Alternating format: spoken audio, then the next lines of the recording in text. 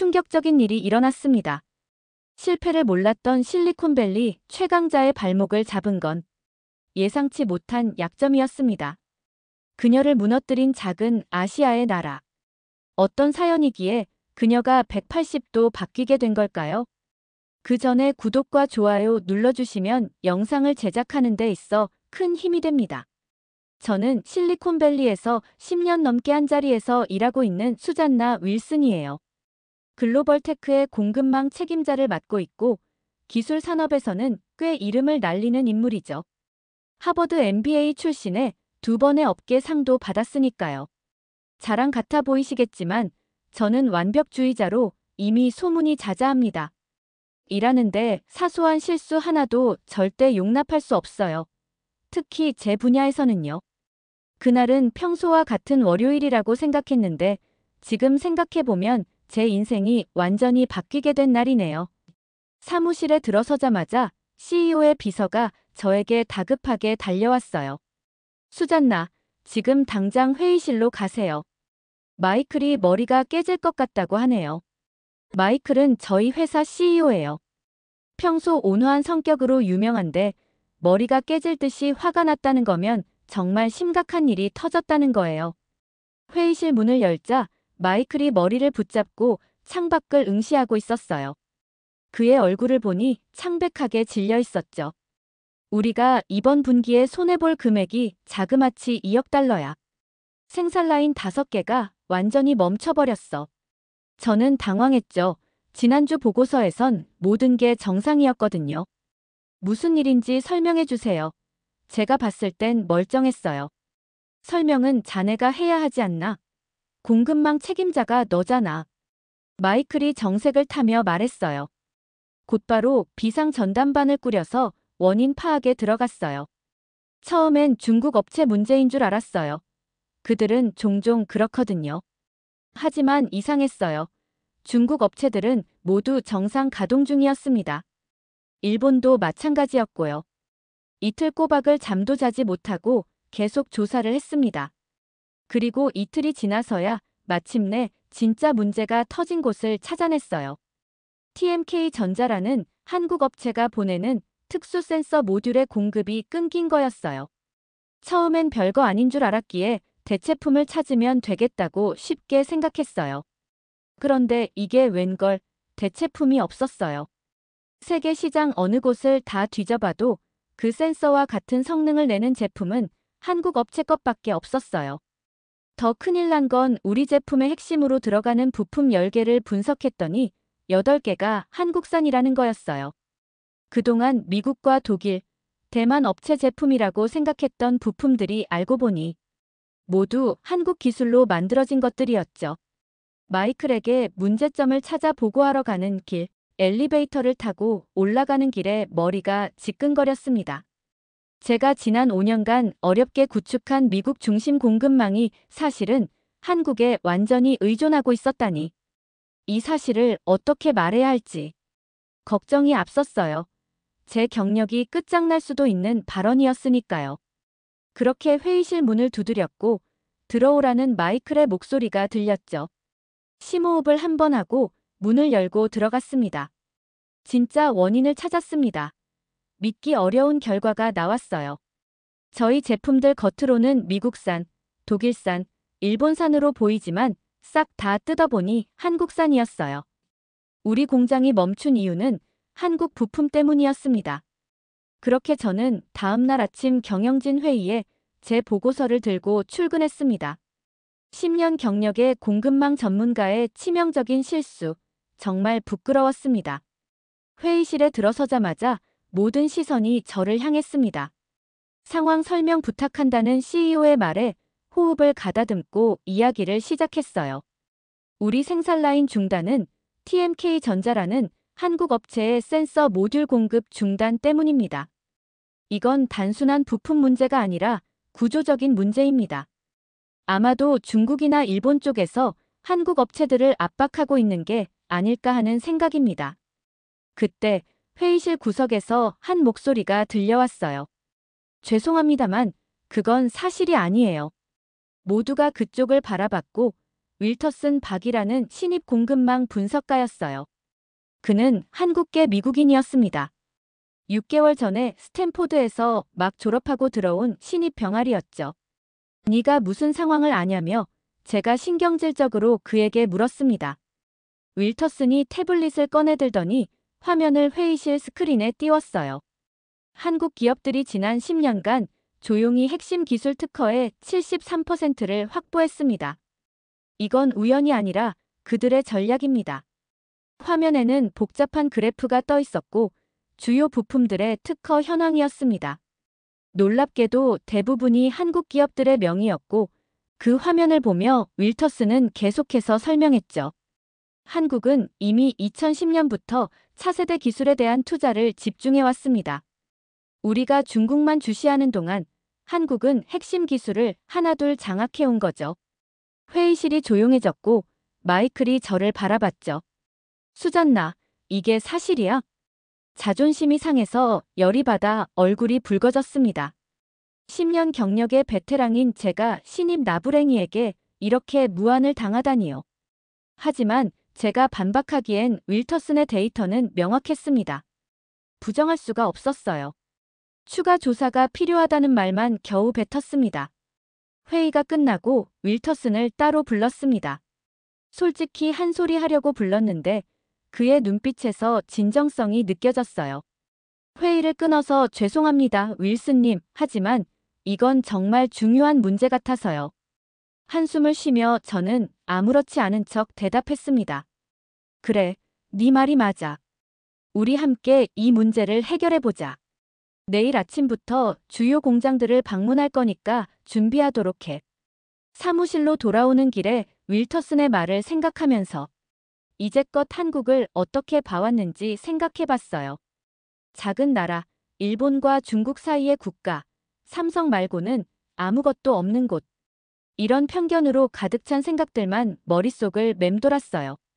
그런 인식이 얼마나 위험한 실수로 이어졌는지까지 깨닫기 시작했습니다. 그렇게 창피를 당한 그날 처음으로 한국에 있는 기업들에 대해서 제대로 조사해보기 시작했습니다. 한국은 반도체, 배터리, 디스플레이 분야에서 이미 세계 최고의 수준이었죠. 그런데 저는 이걸 몰랐네요. 아니, 알려고 하지 않았던 겁니다. 다음 날 아침, 윌터슨과 함께 첫 번째 목적지인 텍사스 공장으로 향했습니다. 비행기 안에서 윌터슨은 계속해서 자료를 보여줬어요. 이 자료들은 어디서 구한 거니? 제가 물었죠. 한국어로 된 기술 보고서와 특허 문서들이요. 미국 분석가들은 거의 읽지 않습니다. 그 말에 찔린 기분이었어요. 저도 당연히 한국어 자료는 볼 생각도 안 했으니까요. 텍사스 공장에 도착해서 관리자 톰을 만났습니다.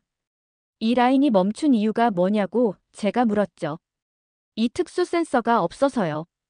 독일 업체 제품인데 갑자기 공급이 끊겼어요. 윌터슨이 그 센서를 손에 들고 자세히 살펴봤습니다. 이거 겉만 독일 업체 로고고 실제론 한국 기술이에요. 보세요. 이 시리얼 넘버 체계가 한국식입니다. 톰은 어리둥절해했어요. 무슨 소리예요? 우리는 15년째 이 독일 업체와 거래해왔는데 독일 업체는 외주 생산을 한국에 맡겼고 점점 더 기술 의존도가 높아진 거죠. 윌터슨의 설명이었습니다. 다음은 캘리포니아 공장이었어요.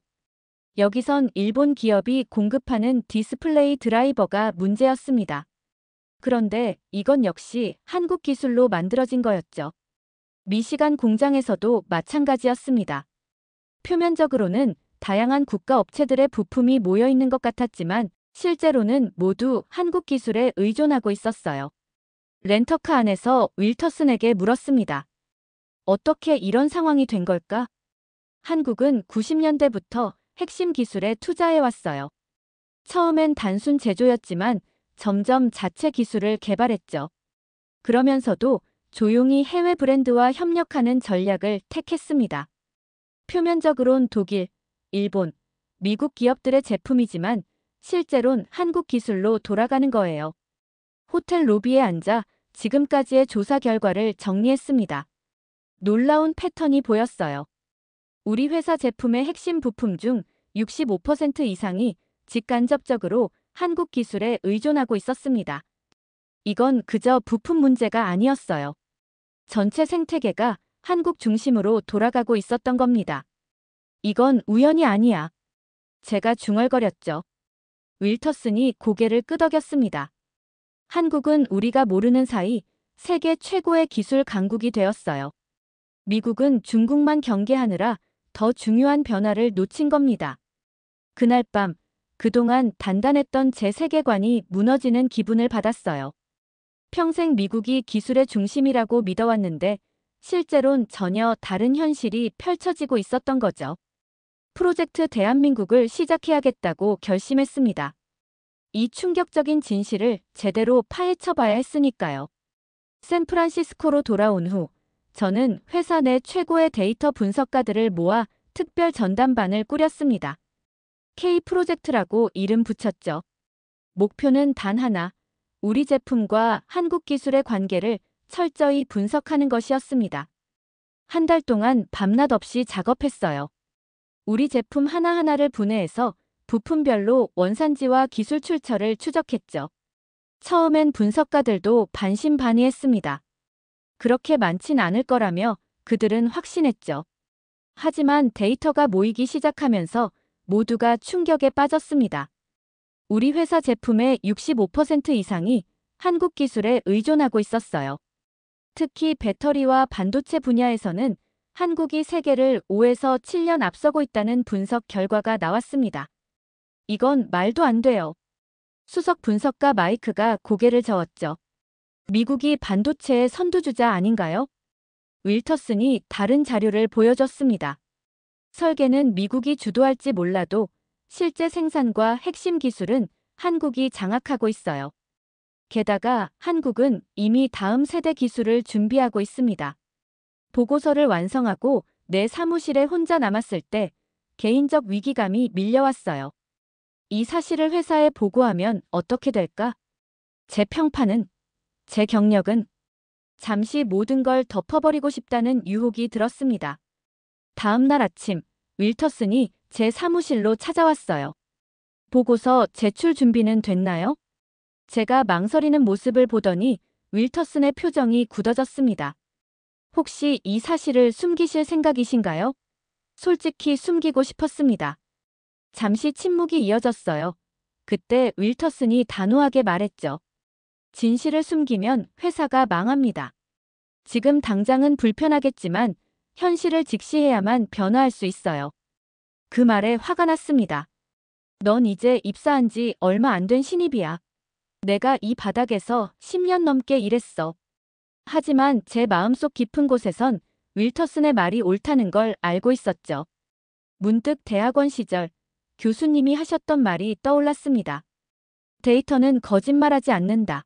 거짓말하는 건 사람뿐이다. 깊은 한숨을 내쉬고 보고서를 집어들었습니다. CEO 사무실로 가자. 마이클은 보고서를 꼼꼼히 읽더니 심각한 표정이 됐어요. 이게 사실이라면 우리 비즈니스 모델 전체를 재고해야 할지도 모르겠군. 더 충격적인 사실이 있습니다. 한국 기업들은 이미 다음 세대 기술에 투자하고 있어요. 우리가 따라가지 못하면 영원히 뒤처질 수도 있습니다. 사무실을 나오면서 어깨가 무거웠습니다. 제 경력에 큰 타격이 될까봐 두려웠어요. 하지만 한편으론 이상하게 해방된 기분도 들었죠. 진실을 마주하니 오히려 마음이 가벼워진 겁니다. 보고서 제출 일주일 후 뜻밖의 방문객이 왔습니다. TMK 전자의 CEO 김도윤이었어요. 그는 우리 회사 로비에서 우아한 자태로 기다리고 있었죠. 처음 보는 순간 우리 회사를 위기에 빠뜨린 장본인이라고 생각해서 적대적인 감정이 들었습니다. 윌슨 씨, 만나서 반갑습니다. 직접 만나 뵙고 설명드리고 싶었습니다.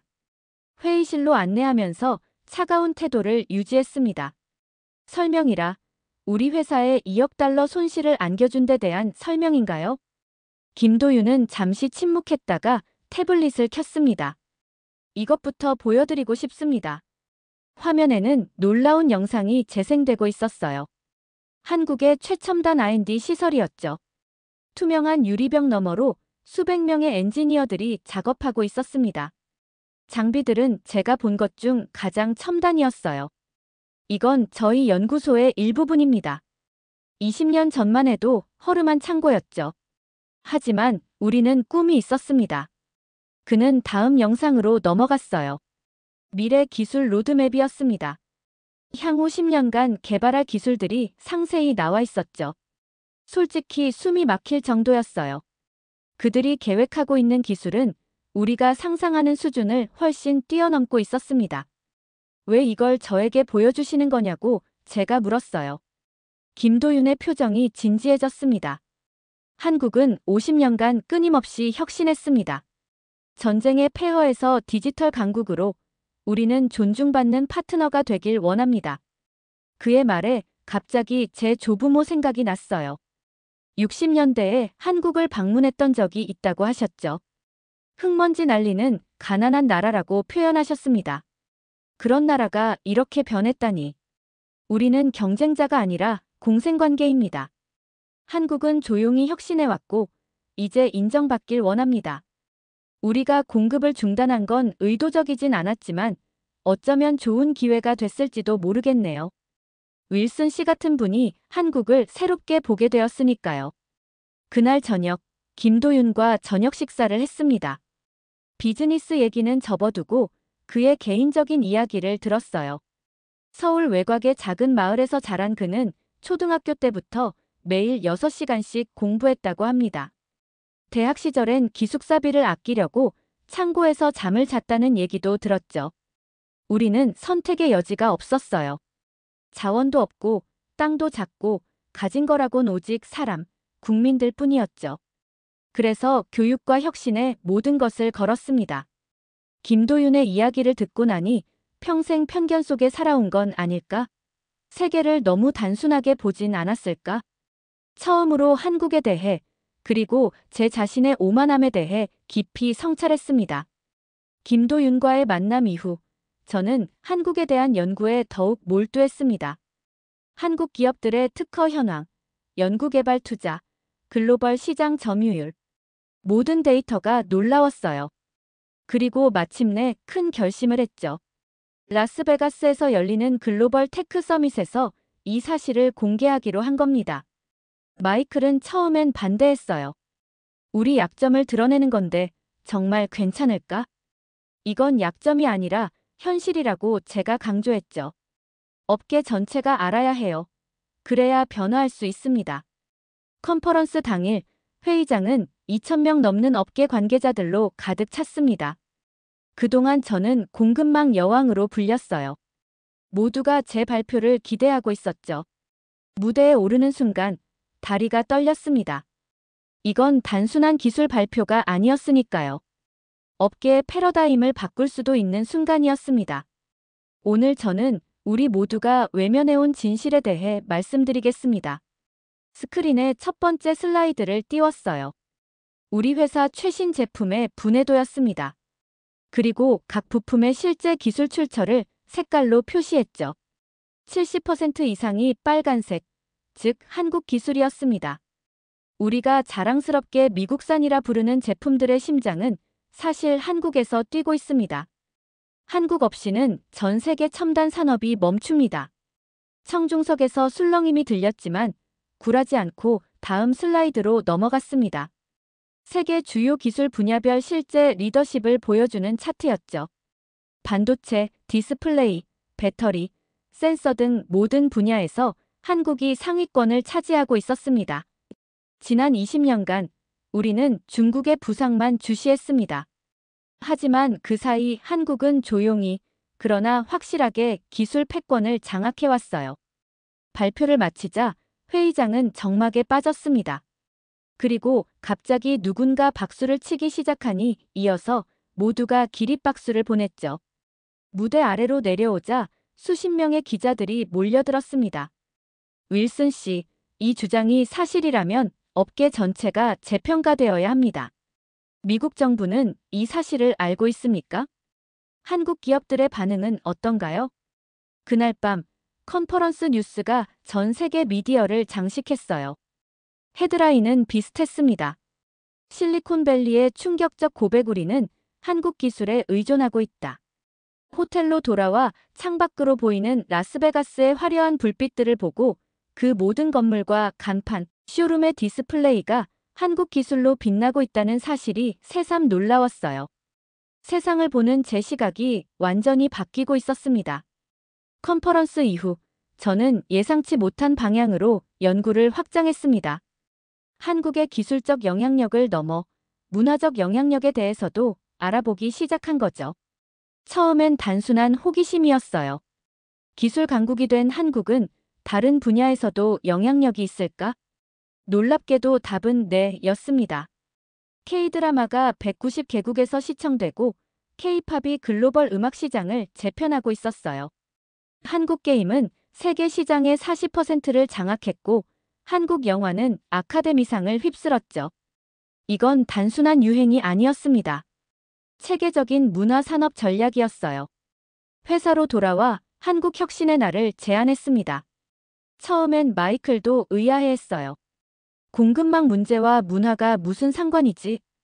이건 단순한 공급망 문제가 아닙니다. 한국은 기술과 문화를 융합해 새로운 비즈니스 모델을 만들었어요. 우리가 배워야 할 점이 많습니다. 행사 당일 회사 로비는 한국 문화로 가득 찼습니다. 한국 음식, 영화 상영, K-팝 공연까지. 직원들은 처음엔 호기심으로 참여했지만 점점 진지하게 빠져들더군요. 특히 한국 기업들의 비즈니스 전략 세션에는 300명 넘는 직원들이 참석했습니다. 한국은 단순한 제조국이 아니라 21세기 문화와 기술의 융합을 이끄는 선구자입니다. 제가 강연에서 말했어요. 그들은 하드 파워와 소프트 파워를 완벽히 조화시켰습니다. 세계인의 생활 속에, 주머니 속에, 그리고 이제는 마음속까지 한국이 자리 잡고 있어요. 마이클은 행사 내내 회의적인 표정이었습니다. 그러다 K-드라마 오징어 게임의 비즈니스 전략 분석 세션에 참석한 후 완전히 달라졌어요. 그는 저를 불러 말했죠. 수잔나, 이건 단순한 비즈니스가 아니라 문화적 혁명이군. 우리도 변해야겠어. 불과 2개월 전만 해도 아시아의 작은 나라 정도로만 생각했지만 지금은 한국의 전략과 혁신에 경외심을 느끼고 있었죠. 제 편견이 얼마나 깊었는지, 그리고 그것이 어떻게 깨졌는지 생각하니 감회가 새로웠습니다. 그리고 결심했어요. 한국을 직접 방문해야겠다고. 이메일 한 통이 도착했습니다. 서울에서 열리는 미래기술 포럼의 초청장이었어요. 연사로 초대받은 겁니다. 망설임 없이 수락이라는 답장을 보냈죠. 한국에 도착하자마자 접한 첫 모습은 상상했던 것보다 훨씬 현대적이고 첨단 기술로 가득했어요. 택시에서 내려 호텔로 걸어가는 동안에도 놀라운 기술들을 목격했죠. 건물 외벽 전체가 디스플레이였고 도로는 태양광으로 발전하고 있었습니다. 횡단보도는 보행자를 자동으로 인식했고 쓰레기통은 스스로 분리수거를 했어요. 이건 미래가 아니라 현재였습니다. 미래기술 포럼은 강남의 대형 컨벤션 센터에서 열렸어요. 입구에 들어서자 김도윤이 반갑게 맞이해 주었습니다. 윌슨 씨, 한국에 오신 걸 환영합니다. 오늘은 특별한 일정을 준비했어요. 김도윤은 저를 서울 외곽의 거대한 연구단지와 대학교, 그리고 스타트업 허브로 안내했습니다. 수천 명의 엔지니어들이 일하는 연구단지, 밤 11시가 넘었는데도 도서관에서 공부하는 학생들, 세계를 무대로 꿈꾸는 젊은 창업자들.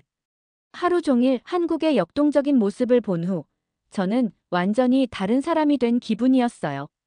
특히 인상적이었던 건 한국의 교육 시스템이었습니다. 김도윤은 자랑스럽게 설명했어요. 우리는 자원이 없어요. 오직 사람뿐이죠. 그래서 인재 양성에 모든 걸 걸었습니다. 그 말이 가슴에 와닿았어요. 한국의 성공 비결은 결국 사람이었던 거죠. 스타트업 허브에선 20대 청년이 개발한 인공지능 시스템도 봤습니다. 글로벌 기업들도 아직 구현하지 못한 기술이었어요. 어떻게 이런 혁신이 가능하냐고 어떤 청년에게 물으니 그 청년은 수줍게 웃으며 답했습니다. 한국에선 실패해도 다시 도전할 수 있어요. 국가가 혁신을 지원하니까요. 다음 날 포럼에서 제 연설이 시작됐습니다. 준비했던 원고를 접고 즉석에서 말했어요. 한국은 더 이상 아시아의 작은 나라가 아닙니다. 그들은 디지털 미래의 설계자이며 우리가 배워야 할 모델입니다. 한국과의 파트너십은 선택이 아닌 생존의 문제입니다. 미국으로 돌아온 후 우리 회사는 한국 기업들과 전략적 동맹을 발표했습니다. 단순한 공급망 관계가 아닌 공동 연구 개발 파트너십이었죠. 저는 한미기술혁신센터의 초대 책임자로 임명됐어요. 취임식에서 저는 생애 처음으로 한국어로 연설했습니다. 함께 만드는 미래, 한국의 혁신에서 배웁니다. 서툴렀지만 마음은 진심이었죠. 한국이 이끄는 혁신의 물결에 동참할 수 있다는 게 즐겁고 행복했어요. 저는 이 작은 나라가 세계를 바꾸는 놀라운 이야기의 증인이 된 겁니다. 한국을 무시하던 실리콘밸리의 최강자 수잔나의 이야기는 여기까지입니다. 오늘 사연은 어떠셨나요? 오늘의 사연이 마음에 드셨다면 좋아요 한번 부탁드립니다. 여러분의 좋아요와 구독은 영상을 만드는데 큰 힘이 됩니다. 긴 영상 시청해주셔서 감사합니다. 오늘도 행복이 넘치는 하루 되세요.